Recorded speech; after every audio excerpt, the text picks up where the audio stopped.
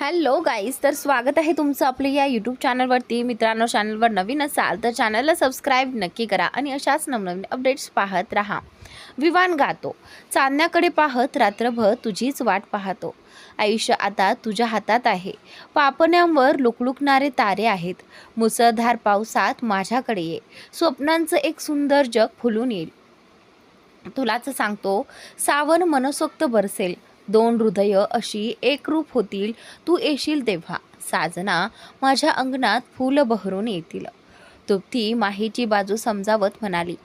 आहांचा प्रत्येक शब्द माहीच्या मनांपर्यंत पोहोचत होतं, पण माहीने जणू आपल्या मनाचे दरवाजेच बंद करून घेतले होते. मग कोणीतरी तिला समजावलं की आपल्या मिळवण्यासाठी कोण किती झटतंय यापेक्षा आपल्याला गमावण्याची भीती कोणाला वाटते हे जास्त महत्त्वाचं असतं.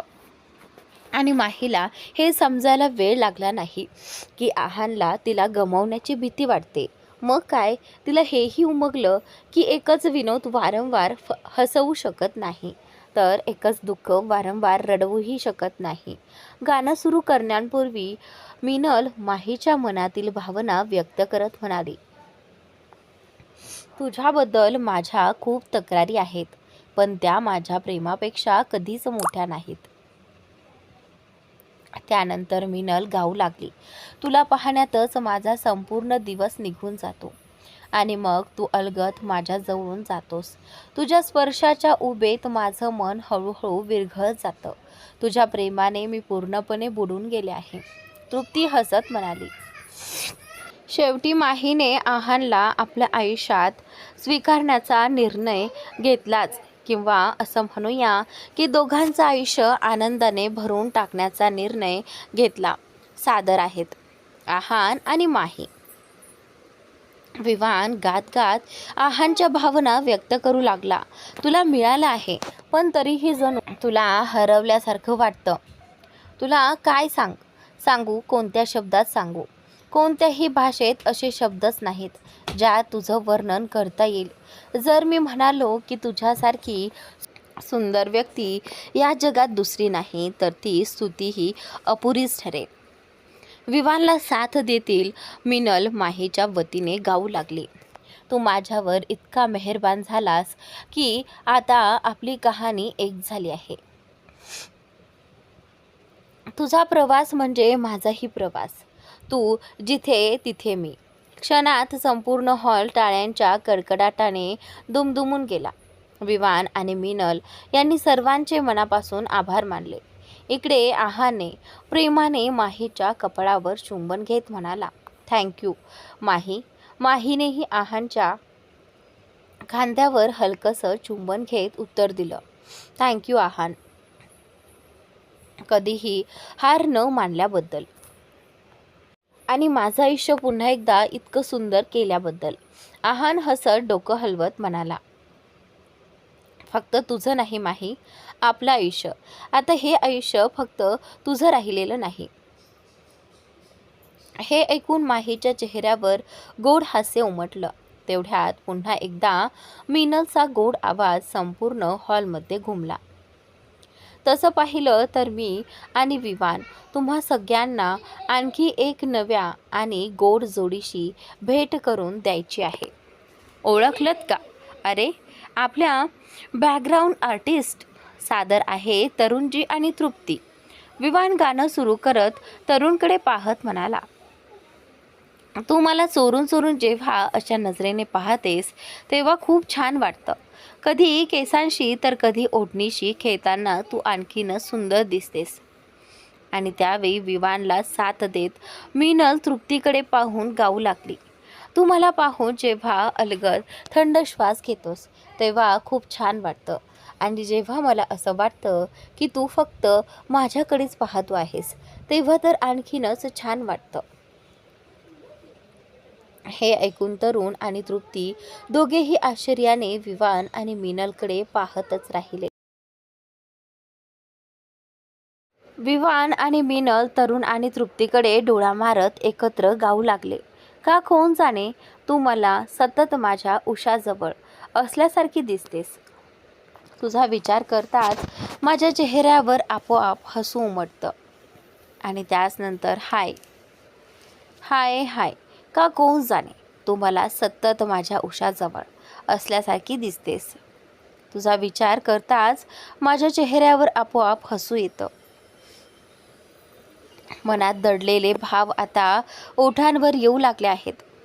तुझ्या प्रेमाची ही कशी जादू आहे की मी नकळत गुणगुणू लागलो आहे.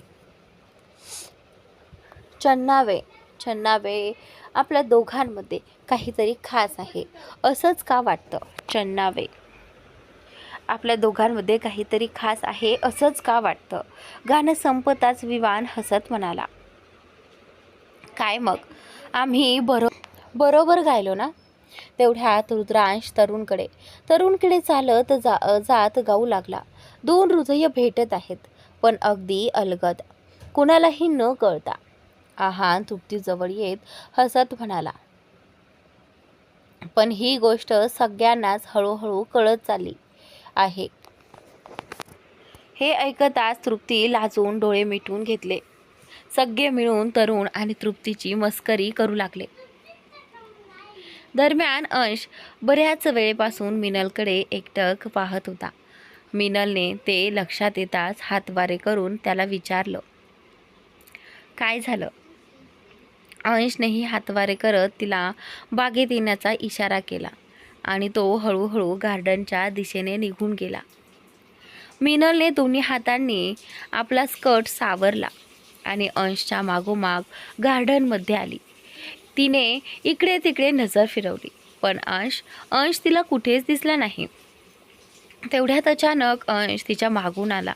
त्याने अलगद एक हात तिच्या उघड्या कमरेवर ठेवला आणि आपला चेहरा तिच्या खांद्यावर टेकवत हलक्या आवाजात म्हणाला, सगळ्यांसाठी काहीतरी खास होतं, पण माझ्यासाठी काहीच नव्हतं. असं म्हणत त्याने मिनलचा हात आपल्या हातात घेतला आणि प्रेमाने आपल्या गालावर ठेवला. मिनलने हळूवार त्याच्या गालावरून हात फिरवत विचारलं, तुमच्यासाठी काय बोलू राज. अंश एक पाऊल मागे सरकत खोटा राग दाखवत म्हणाला, हो ना, आता माझ्यासाठी उरलंय तरी काय. मी तर तुझा नवरा आहे, हे सगळ्यांनाच माहिती आहे. आपण दोघं एकमेकांवर प्रेम करतो हे मात्र फक्त आपल्यालाच माहीत आहे. आणि बाकीचं. त्याचं बोलणं अर्धवट थांबवत मिनलने त्याचे दोन्ही हात आपल्या कमरेवर ठेवले. ती अलगद पायाच्या बोटांवर उभी राहिली. दोन्ही हात त्याच्या गळ्यात गुंफले आणि आपल्या डोळ्यात पाहत प्रेमाने म्हणाली, मग हे त्या व्यक्तीसाठी जी माझे सगळे हट्ट प्रेमाने पूर्ण करते. मी थोडी चंचल आहे हे खरंय, पण तुम्ही नेहमी संयम ठेवता. तुम्ही माझ्यावर कधी संशय घेत नाही, मात्र माझ्या प्रत्येक चांगल्या वाईट गोष्टीची काळजी घेता. माझ्या प्रत्येक खोडीमुळे त्रास होतो, तरीही तुम्ही मला एका लहान मुलीसारखंच जपता आणि तितकंच प्रेम करता. मिनलचे प्रत्येक शब्द ऐकताना अंशच्या चेहऱ्यावर शांत, मनापासून उमटलेलं हसू अधिकच खुलून दिसत होतं. मिनलने प्रेमाने अंशच्या नाकावर हलकेच चुंबन घेतलं आणि हसत म्हणाली, फक्त तुम्ही माझे नवरे किंवा माझं प्रेम नाही आहात राज. तुम्ही माझी ताकद आहात, माझे सर्वात चांगले मित्र आहात, माझे रक्षण करणारे आहात, माझ्या प्रत्येक जखमेवर मलम लावणारे आहात, माझ्या सर्व आनंदाचं कारण आहात. तुम्हीच माझं संपूर्ण घर आहात राज. मिनलचं बोलणं संपताच अंशने तिला घट्ट मिठीत घेतलं. त्याने अलगद आपला चेहरा तिच्या डोक्यावर टेकवला आणि डोळे मिटले. मिनलनेही डोळे मिटून स्वतःला त्याच्या मिठीत पूर्णपणे विसावू दिलं. दोघांसाठीही तो क्षण मनाला अपार शांतता देणारा होता. डोळे मिटलेलेच असताना अंश शांत स्वरात म्हणाला, फक्त म्हणूनच तुला इथे बोलावलं होतं. थोडंसं प्रेम आणि थोडासा निवांतपणा हवा होता. तुझी खूप आठवण येत होती. हे ऐकून मिनलच्या ओठांवर हलकंसं हास्य उमटलं, पण आठवण हा शब्द ऐकताच तिला काहीतरी आठवलं. ती थोडी संकोचत म्हणाली, राज, मला तुम्हाला काही सांगायचं होतं. ते म्हणजे मी ती पुढे काही बोलणार इतक्यात अंशने तिला अलगद स्वतःपासून दूर केलं आणि घराच्या दिशेने नजर टाकली. मीनलनेही त्याच्या नजरेचा पाठलाग केला आणि समोरचं दृश्य पाहून ती आश्चर्यचकित झाली. समोर विवान, तरुण, तृप्ती, आहान, माही, तान्या, रुद्रांश आणि नित्या हे सगळे उभे होते. सर्वांकडे पाहत अंश कडक आवाजात म्हणाला, तुम्ही सगळे काय करत आहात तुम्ही? रुद्रांश नेहमीप्रमाणे बेफिकीर आणि बिनधास्तपणे म्हणाला, आम्ही पैज लावली होती की तुम्ही दोघं एकमेकांना मिठी मारणार की किस करणार. तान्या रुद्रांशकडे रागाने पाहत होती तर बाकी सगळे त्याचं बोलणं ऐकून हसत होते. अंश विचित्र चेहरा करत म्हणाला, काय? 1 मिनिट, तुम्ही सगळे इथे किती वेळापासून उभे आहात? विवान म्हणाला, आम्ही इथे कधी आलो ते जाऊ द्या भाऊ, पण तुमचा हा रोमॅन्टिक सीन सुरुवातीपासून संपूर्ण हॉलमध्ये लाईव्ह टेलिकास्ट होत होता. गार्डनमध्ये कॅमेरे लावले आहेत. हे ऐकताच मिनल काही क्षण स्तब्ध उभी राहिली. पुढच्या क्षणी तिने आपला स्कर्ट सावरला आणि घराकडे धावत सुटली. अंश तिच्या मागून तिला हाक मारत राहिला. गेटजवळ पोहोचताच तिला तान्या आणि नित्या भेटल्या. नित्या हसत म्हणाली, इतर सगळ्यांची फिरकी घेतेस आणि स्वतःची वेळ आली की लाजतेस होय. मिनलने नित्याकडे प्लीज मला जाऊ देत असा इशारा केला, पण नित्या आणि तिच्यासोबत उभी असलेली माही दोघींनीही हसत नकारार्थी मान हलवली. तेवढ्यात स्मिता मॅडमचा आवाज आला, अंश आणि मिनलला चिडवून झालं असेल तर आता सगळे आत या. सगळ्या मुली आत जाऊ लागल्या. मिनल नित्याच्या मागे लपतच आत आली आणि शांतपणे जाऊन त्या तिघींसोबत बसली. तिकडे अंश मात्र जणू काही घडलंच नव्हतं अशा थाटात सगळ्या मुलांकडे पूर्ण दुर्लक्ष करत आत आला. त्याला असं निर्धास्तपणे एकट्याने आत जाताना पाहून सगळे मुलं म्हणाले, याला खरंच कुणाचाच फरक पडत नाही. हे ऐकून तरुण म्हणाला, म्हणूनच तर हा अंश आर्यन आहे. त्यावर तृप्ती तरुणकडे पाहत म्हणाली, पहा आला अंश आर्यनचा शेपटा. असं म्हणत तीही आत निघून गेली. मिनलने अंशला एकटाच आत येताना पाहिलं आणि मनातच म्हणाली, हे तर असे आले आहेत जणू काही झालंच नाही. अरे थोडी तरी लाज बाळगा ना. अंश सरळ जाऊन त्याचे वडील केशवजी यांच्या शेजारी बसला. तिथे त्याला कोणीही काही बोललं नाही. केशवजी वारंवार अंशकडे पाहून हसत होते. अंश अचानक त्यांच्याकडे पाहत म्हणाला, काय झालं डॅड, काही प्रॉब्लेम आहे का? केशवजी म्हणाले, नाही काही प्रॉब्लेम नाही, उलट मला आनंद आहे की शेवटी आजोबा होण्याची आशा तरी वाढली. अंश त्यांच्याकडे पाहत म्हणाला, आजी कमी होती का? आणि आता तुम्हीही सुरू झालात? केशवजी हसत म्हणाले, बरं ठीक आहे, काही बोलत नाही. मला एवढं समाधान आहे की मिनल तुझ्यासोबत आनंदी आहे. अंश फक्त हलकंसं हसला. केशवजी तान्याकडे पाहत म्हणाले, आज नंदिनी असती तर तुम्हा दोघांना पाहून खूप आनंदी झाली असती. हे ऐकून अंशने स्मिता मॅडमकडे बोट दाखवत वडिलांना विचारलं, अगदी असंच ना डॅड? आणि त्यावेळी स्मिता मॅडम तान्या आणि माहीला स्वतःच्या हाताने जेवण भरवत त्यांच्याशी गप्पा मारत होत्या. दोघींच्याही हातावर मेहंदी असल्यामुळे त्या स्वतः जेवू शकत नव्हत्या. केशवजी स्मिता मॅडमकडे पाहत म्हणाले, मी मान्य करतो स्मिताने तुम्हा सगळ्यांना आईचं प्रेम देण्यात कधीच कमी पडू दिलं नाही, पण माझ्या आयुष्यात नंदिनीची जागा कोणीही घेऊ शकत नाही. अंश असं म्हणत केशवजी तिथून उठले आणि आपल्या खोलीत निघून गेले. दुसऱ्या दिवशी लग्न होतं. मिनल रुद्रांसोबत तिचे वडील रंजनजी यांच्या घरी जाणार होती. ती पटकन खोलीत गेली आणि आवश्यक सामान बॅगेत भरू लागली. थोड्या वेळाने अंश खोलीत आला. त्याची नजर सर्वप्रथम सोफ्यावर ठेवलेल्या बॅगेवर गेली. तो भुवया उंचावत बॅगेकडे पाहत म्हणाला, हे सगळं काय आहे? मिनल कानातले बदलत म्हणाली, काय म्हणजे? मी भावासोबत डॅडच्या घरी जात आहे. हे ऐकल्यावर अंशने पुढे एकही शब्द बोलला नाही ना. त्याने मिनलला काही विचारलं. तो अंशकडे कपडे बदलायला गेला. मिनल त्याला इतका शांत पाहून विचारात पडली. कपडे बदलून अंश परत आला आणि पुन्हा मिनलशी काहीही न बोलता खाली निघून गेला. मिनल फक्त त्याला जाताना पाहत राहिली. म्हणतात ना, माणसाचं मौन खूप काही सांगून जातं. पण अंशच्या शांततेचा अर्थ समजून घेणं कधी मिनललाही अशक्य वाटायचं.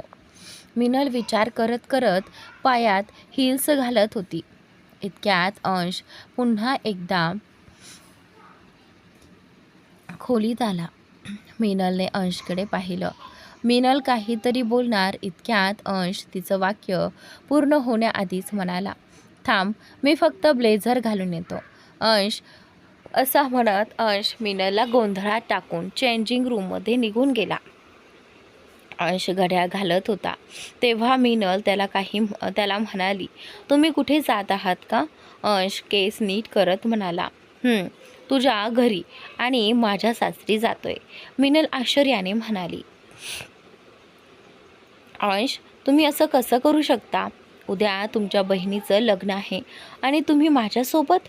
अंश मिनलकडे पूर्णपणे दुर्लक्ष करत म्हणाला, एक बहीण आहे, 2 बहिणींचं लग्न आहे. तू विसरत आहेस. उद्या तान्या आणि माही दोघींचं लग्न आहे. मी फक्त तुला तुझ्या घरी सोडायला चाललो आहे. असं म्हणत अंश दुसऱ्या दिशेने निघू लागला. अंशच्या आवाजातील नाराजी ओळखून मिनलने त्याचा हात धरत त्याला थांबवले आणि विचारलं, काय झालं अंश?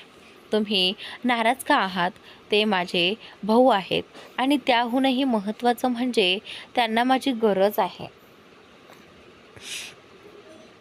अंश मिनलकडे न पाहताच म्हणाला, मी नाराज नाही बटरफ्लाय. उलट मला आनंद आहे की तू शेवटी तुझे भाऊ आणि बाबा यांना स्वीकारत आहेस. फक्त एकच वाईट वाटतंय, उद्या आपल्या घरी लग्न आहे आणि तू तिथे नसशील. मी तुला आणि विशेषतः आपल्या खोलीत तुझी असलेली उपस्थिती खूप मिस करेन. हे ऐकताच मिनलने त्याच्या छातीवर डोकं टेकवलं आणि हळूच म्हणाली, पण उद्या तुम्हाला तुमच्या सुना पाहण्याची उत्सुकताही असेल ना? अंश तिच्या केसांवर हलकंसं चुंबन घेत म्हणाला, जपून राहा मिसेस आर्यन. असं होऊ नये की सगळ्या कॅमेऱ्यांचं लक्ष फक्त तुमच्यावरच येऊन थांबेल. मिनल त्याचा ब्लेझर नीट करत हसून म्हणाली, कॅमेऱ्यांचं माहीत नाही मिस्टर आर्यन, पण तुमचं लक्ष माझ्यावर असलं की माझ्यासाठी तेवढंच पुरेसं आहे. अंश खाली वाकला आणि तिच्या ओठांवर हलकंसं चुंबन घेत म्हणाला, आय लव्ह यू बटरफ्लाय.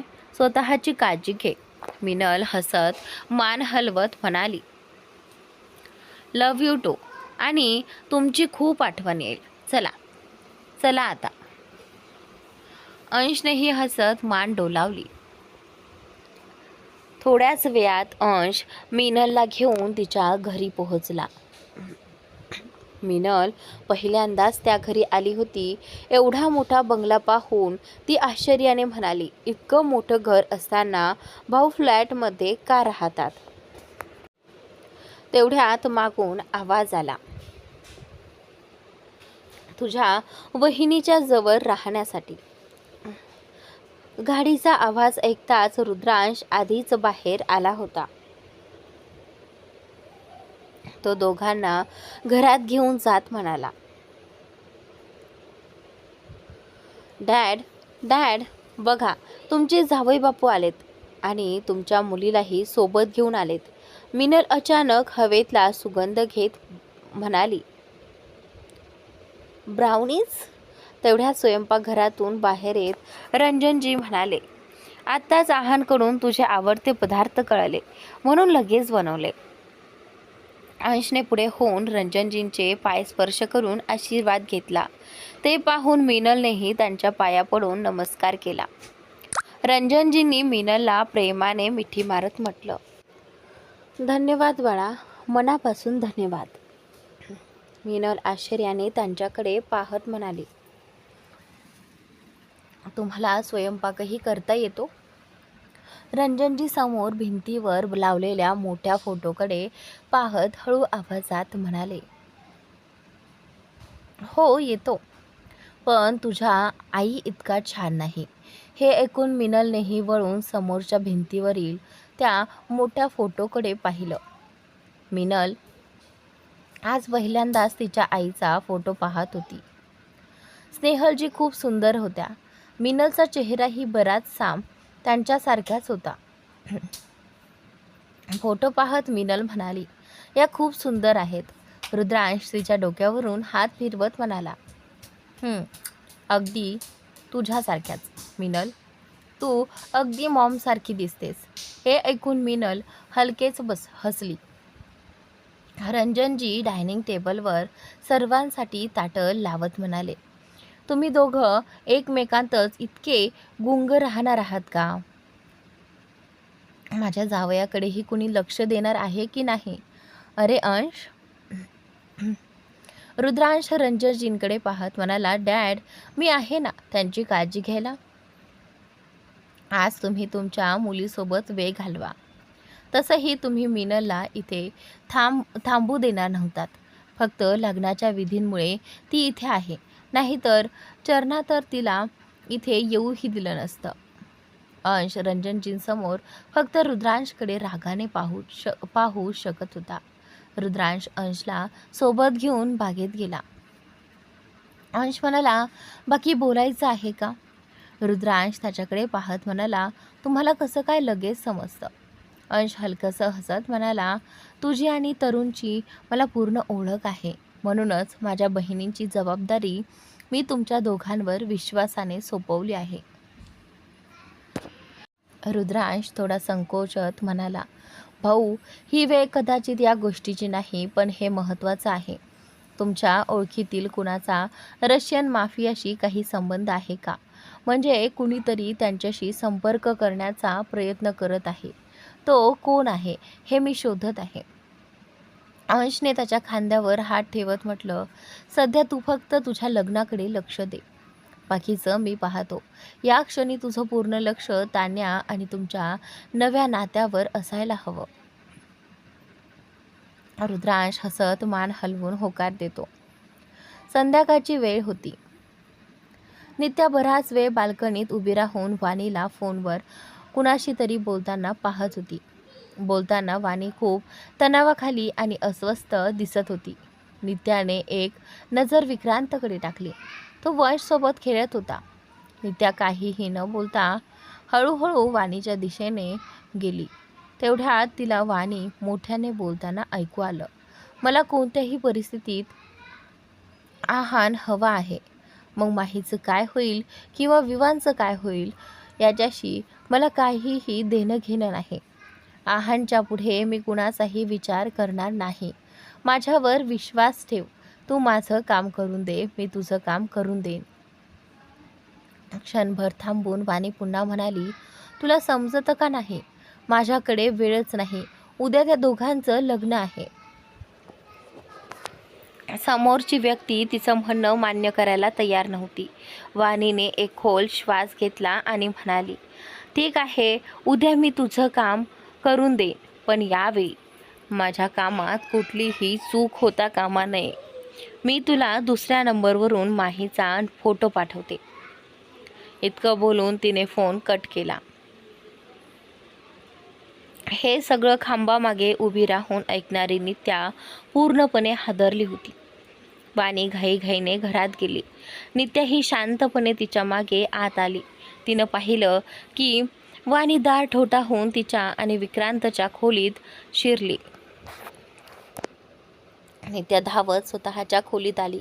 आत येताच तिची नजर वाणीवर पडली. वाणी विक्रांतकडे फोन मागत होती.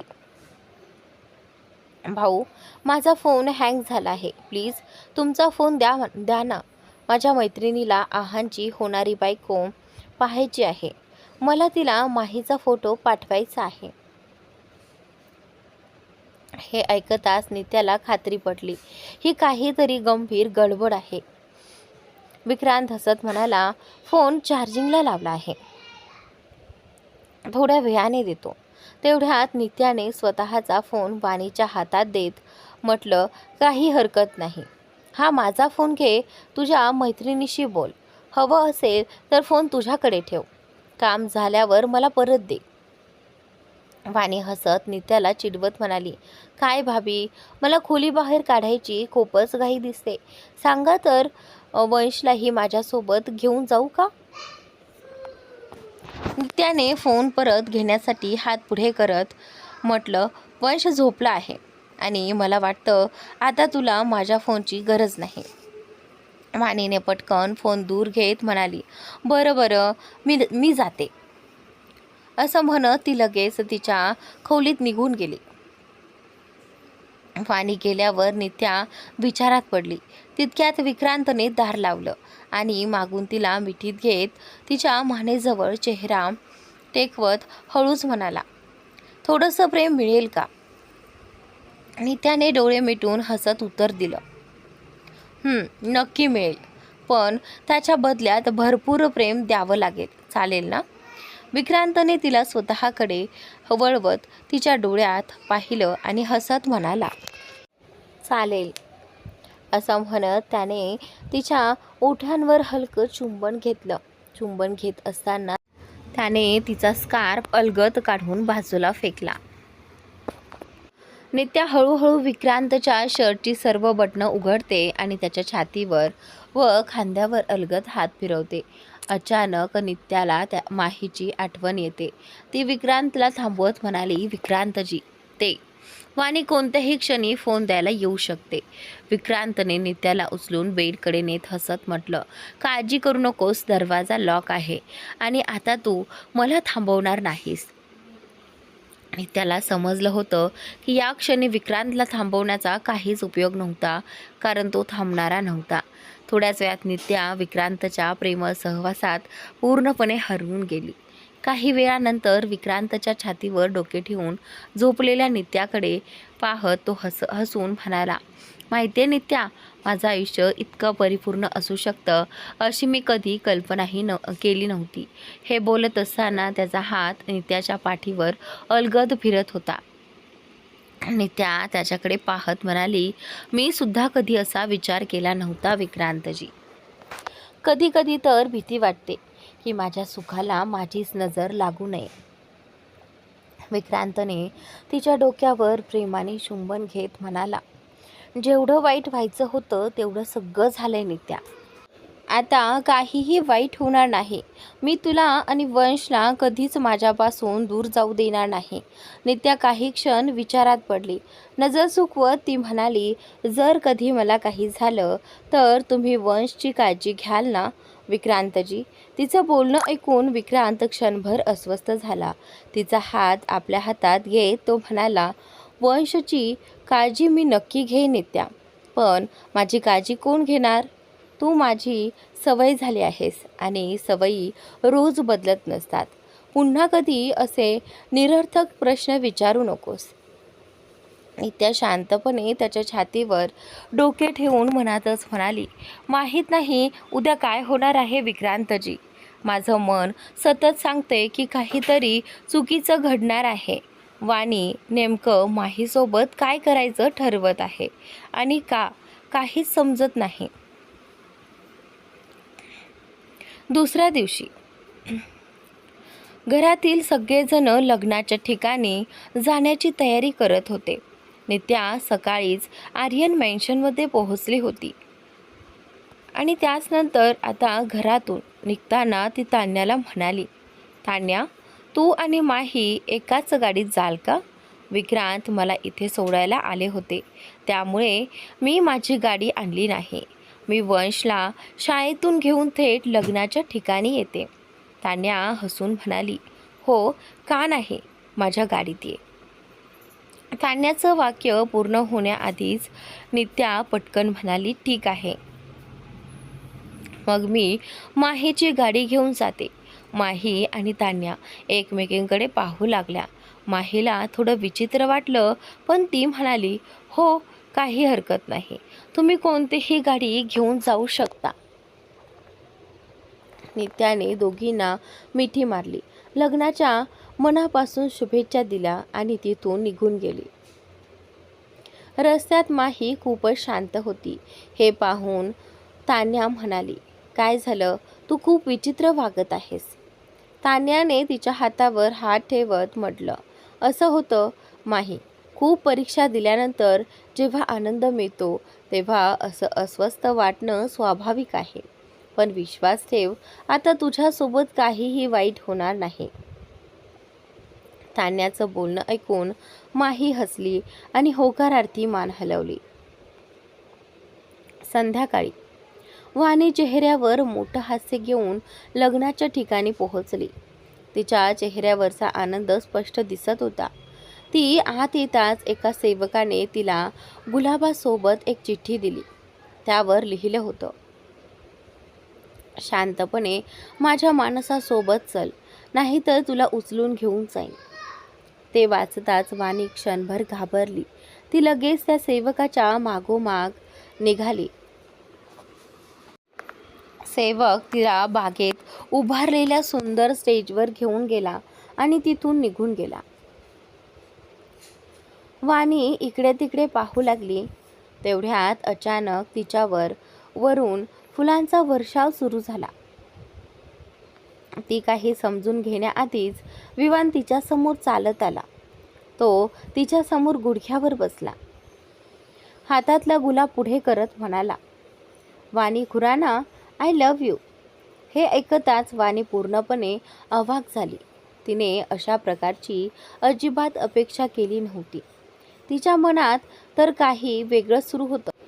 तिने आपल्या बॅगमधून एक दुमडलेला कागद आणि पेन काढले.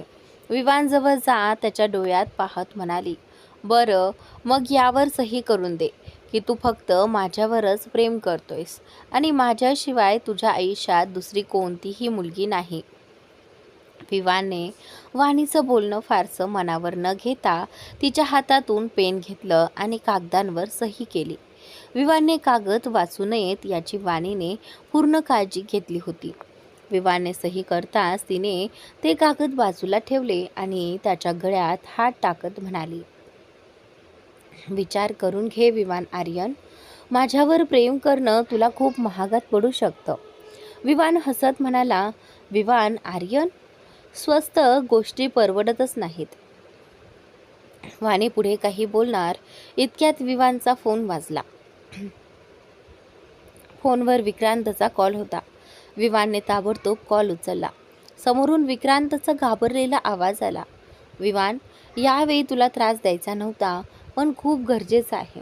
नित्याचा सकाळपासून काहीच पत्ता लागलेला नाही. तिचा फोनही बंद येतोय.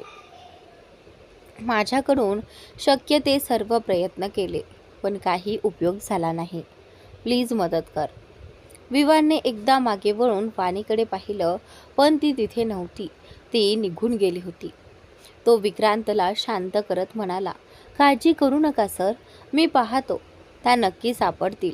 तुम्ही स्वतःची आणि वंशची काळजी घ्या. इकडे रुद्रांश आणि आहान वरात घेऊन पोहोचले होते. तरुण आणि इथे मिनल मस्त बेफिकिरीने नाचत होते. मिनलला इतक्या बेफिकिरीने नाचताना पाहून अंशच्या चेहऱ्यावर नकळत हसू उमटलं. जांभळट गुलाबी रंगाची साडी, हलके दागिने, सौम्य मेकअप आणि केसात माळलेला गजरा. मिनल नेहमीप्रमाणे अत्यंत सुंदर दिसत होती. एक अस्सल भारतीय सौंदर्य. तान्या आणि माही खिडकीजवळ उभ्या राहून रुद्रांश आणि आहानकडे पाहत होत्या. रुद्रांश आपल्या वडिलांकडे पाहत पगडी सावरत म्हणाला, डॅड, फक्त थोडा वेळ, मला नाचायचं आहे, आज माझं लग्न आहे. हे ऐकताच तान्याने कपाळावर हात मारला. माही हसत म्हणाली, एक गोष्ट मान्य करावी लागेल, तुझं आयुष्य खूप मजेत जाणार आहे. किती फनी आहे हा. तान्याने आहानकडे पाहिलं. तो नाचत असतानाही सतत माहीकडेच पाहत होता. तान्या हसत म्हणाली, आणि तुझं आयुष्य तर प्रेमाने भरलेलं असणार. हे ऐकून माहीनेही आहानकडे पाहिलं. आहानने तिला खुणावत विचारलं, चेहऱ्यावर एवढी उदासी का? जरा हस ना. माही हसली आणि त्यावेळी आहाने तिला फ्लाइंग किस दिला. हे पाहताच त्याच्यासोबत नाचणाऱ्या रुद्रांशने खुणेने तो किस हातात पकडल्यासारखा केला, मुरगळला आणि खाली फेकून दिला. हे पाहून तान्या आणि माही स्वतः आहानही रुद्रांशकडे पाहू लागले. रुद्रांश पुढे येत तान्या आणि माहीला प्रत्येकी एक फ्लाइंग किस देत मोठ्याने म्हणाला, लुकिंग गॉर्जियस ब्युटिफुल लेडीज. त्याच्या या खोडकरपणावर माही मोठ्याने हसली तर तान्या हसत म्हणाली, तू खरंच वेडा आहेस. आहान अजूनही तोंड वाकडं करून रुद्रांशकडे पाहत होता.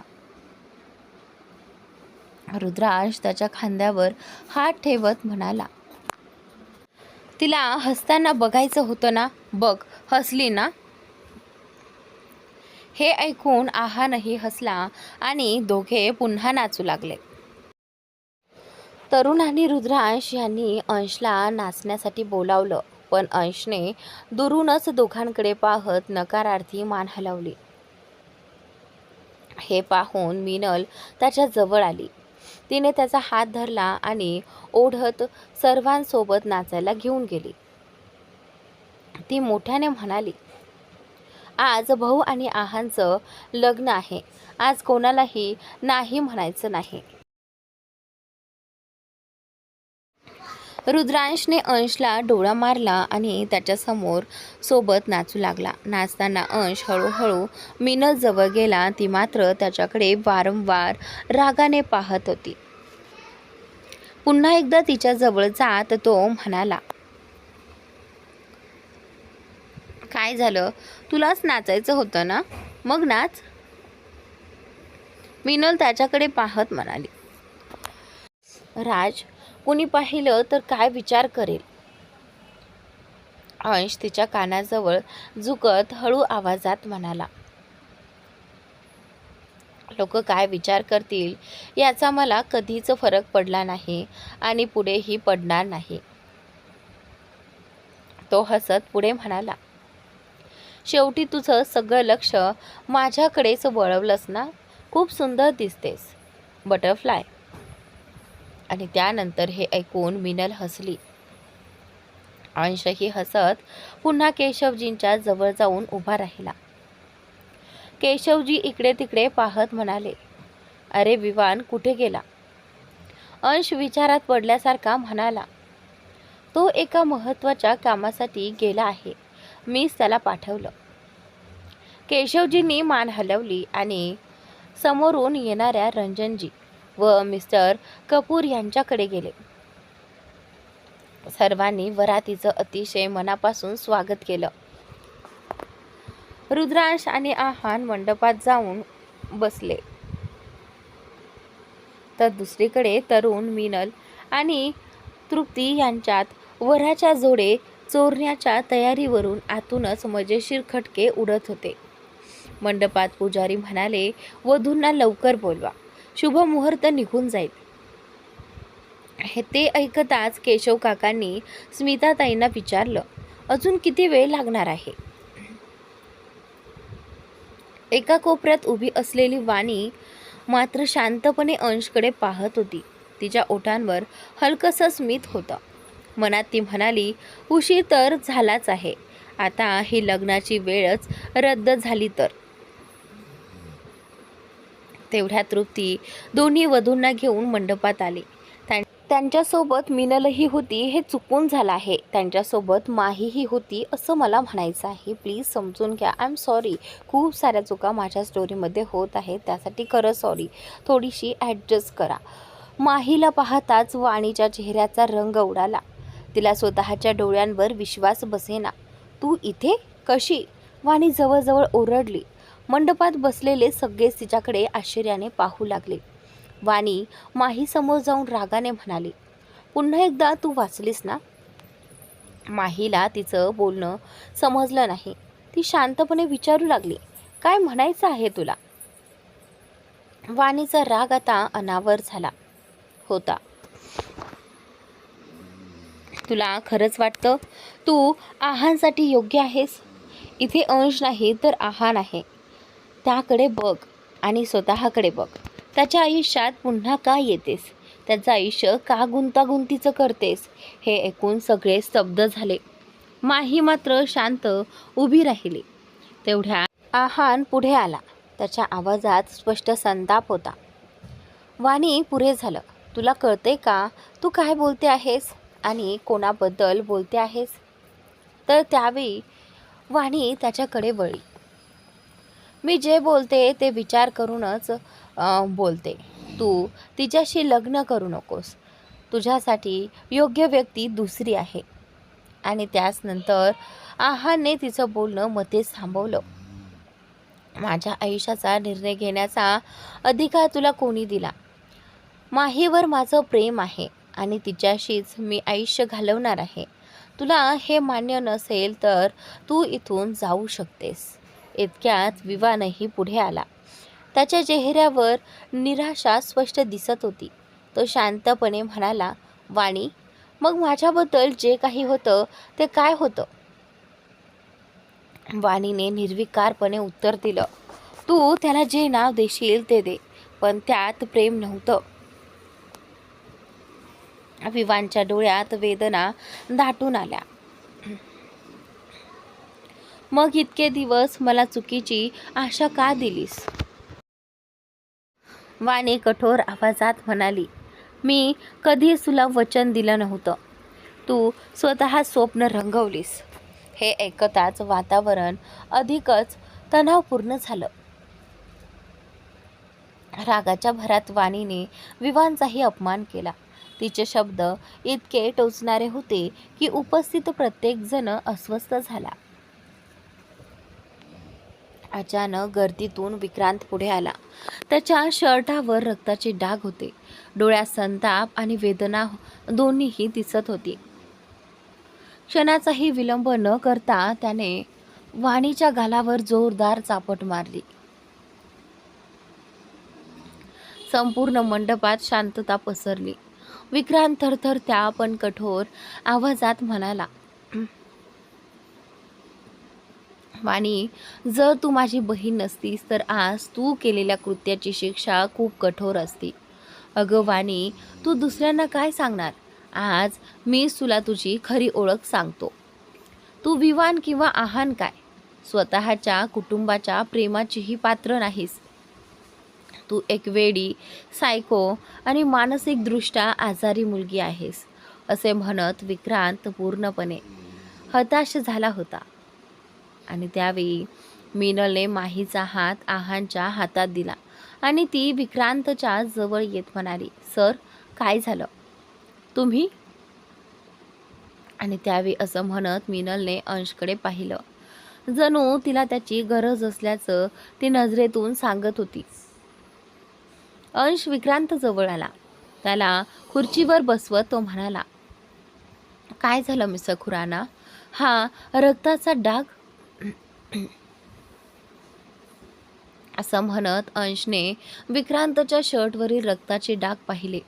विक्रांत रागाने वाणीकडे पाहत म्हणाला, तू म्हणतेस ना की तू आहानवर प्रेम करतेस वाणी, पण आज या क्षणी माझ्या जागी आहान असू शकला असता. नेत्यासाठी जी तडफड मी अनुभवतो आहे तीच तडफड आहानला माहीसाठी सहन करावी लागली असती.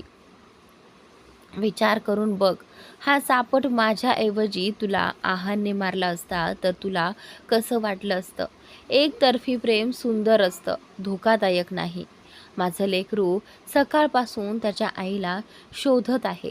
त्याला मी काय सांगू की त्याच्या आत्यानं त्याची आई कायमची त्याच्यापासून हिरावून घेतली. इतकं बोलून विक्रांत थांबला. नित्याला गमावण्याचा विचारही तो करू शकत नव्हता. आणि त्याच वेळी तान्याने नित्याबद्दल ऐकताच ती घाबरून गेली. माहीच्या डोळ्यातही अश्रू दाटून आले. वाणी इतक्या खालच्या थराला जाईल यावर तिचा विश्वासच बसत नव्हता. तान्या विक्रांत जवळ येत विचारू लागली, नित्याला काय झाले? विक्रांत तिच्याकडे पाहत म्हणाला, नित्या हॉस्पिटलमध्ये आहे. तिची अवस्था अजिबात चांगली नाही. डॉक्टर टंडन येण्याची वाट पाहत आहेत. तान्या रुद्रांशकडे पाहत म्हणाली, रुद्र, मला नित्याकडे. तिचं वाक्य पूर्ण होण्याआधीच विक्रांत म्हणाला, प्लीज असं करू नका. तुमच्या दोघांच्या लग्नासाठी नित्याने इतकं मोठं धाडस केलं आहे. कृपया हे लग्न पूर्ण होऊ द्या. तिला शुद्धीवर आल्यानंतर जर कळलं की तुमचं लग्न झालंच नाही तर तिला खूप वाईट वाटेल. प्लीज, असं म्हणत विक्रांतने अंशसमोर हात जोडले. प्लीज मिस्टर आर्यन, तुम्ही तरी माझं म्हणणं समजून घ्या. अंशने शांतपणे मान हलवली. त्याने तान्या आणि माहीचा हात धरला आणि त्यांना एका मागोमाग मंडपात बसवत पंडितजींना म्हणाला, पंडितजी, लग्नाच्या विधींना सुरुवात करा. त्यानंतर अंश रुद्रांश आणि आहानकडे पाहत म्हणाला, तुम्हा दोघांनाही जबरदस्तीने बसवावं लागेल का की स्वतः जाऊन बसणार? दोघेही लगेच आपल्या आपल्या नवरीसोबत मंडपात जाऊन बसले. तान्या आणि माही एकमेकींकडे असहाय्य नजरेने पाहत होत्या. त्यांच्याकडे पाहून अंश म्हणाला, लग्न होताच तुम्ही नित्याला भेटायला जाऊ शकता. मी काय कुणीही तुम्हाला अडवणार नाही. वाणीने धीर करून विक्रांतला विचारलं, भाऊ, तुम्ही माझ्यासोबत असं कसं करू शकता? मी आहानवर प्रेम करते. प्रेम गमावण्याचं दुःख काय असतं हे तुम्हाला चांगलंच माहिती आहे. तरीही माझ्याशी असं का वागता? विक्रांतला वाणीचं धाडस पाहून आश्चर्य वाटलं. त्याचा तिच्यावरचा राग जो आहे तो आणखी वाढला. तो चिडून म्हणाला, एकदाच तरी माझ्याशी बोलली असतीस वाणी. आपलं प्रेम मिळालं नाही तर नक्कीच वाईट वाटतं, पण म्हणून स्वतःच्या आनंदासाठी दोन प्रेम करणाऱ्या माणसांना वेगळं करायचं नसतं. प्रेम म्हणजे एखाद्याला स्वतःजवळ ठेवणं नव्हे, त्याच्या आनंदात स्वतःचा आनंद शोधणं असतं. तो पुढे म्हणाला, तू मला मीनलला गमावताना पाहिलं आहेस, पण नित्याला मिळवतानाही पाहिलं आहेस ना? मीनलला अंशसोबत आनंदात पाहून मलाही आनंद होताना पाहिलं आहेस ना? माझं मीनलवरचं प्रेम कायम एकतर्फी होतं. मीनलचं प्रेम नेहमी अंशवर होतं आणि अंशचं प्रेम मीनलवर. माझ्यासारखंच तुलाही आहानच्या आनंदात आनंद मानायला हवा. शेवटी आहानला त्याचं पहिलं प्रेम परत मिळालं आहे. वेळ कुणासाठी थांबत नाही वाणी. बघ, आज मी नित्यासोबत आनंदात आहे. एकदा तरी विवांचं प्रेम स्वीकारून बघ. विक्रांतचं बोलणं ऐकून वाणी म्हणाली, भाऊ प्लीज, तुम्ही महान असाल पण मी नाही. मी तुमच्यासारखी होऊ शकत नाही. मी वहिनींना सांगितलं नव्हतं की माहीच्या ऐवजी त्या स्वतः मरायला जाव्यात. हे ऐकताच विक्रांतचा हात पुन्हा रागाने उगारला गेला. तेवढ्यात तरुण विक्रांत आणि वाणीच्या मध्ये आला आणि त्याने विक्रांतचा उचललेला हात पकडला. अंशनेही विक्रांतला शांत करत म्हटलं, प्लीज मिस्टर खुराना, स्वतःवर नियंत्रण ठेवा. पण वाणी थांबणाऱ्यांपैकी नव्हती. ती अजूनही बोलतच राहिली. वहिनींनी जाऊन सगळं तुम्हालाही सांगू शकलं असतं ना? आणि तुम्ही मला विवानचा पर्याय का देत आहात? विवान म्हणजे एक हरलेला माणूस आहे. आर्यन कुटुंबातील धाकटा मुलगा. अंश आर्यनचा भाऊ आहे. एवढ्याशिवाय त्याची स्वतःची अशी कोणती ओळख आहे? विक्रांत विवानकडे पाहत म्हणाला, यू नो व्हॉट विवान, आज तू देवाचे आभार मानायला हवेस की वाणीसारखी मुलगी स्वतःहून तुझ्या आयुष्यात येण्यास नकार देत आहे. तर मित्रांनो, आजचा भाग इथे संपतोय. पुढील भाग नक्की पहा आणि चॅनलला सबस्क्राईब नक्की करा.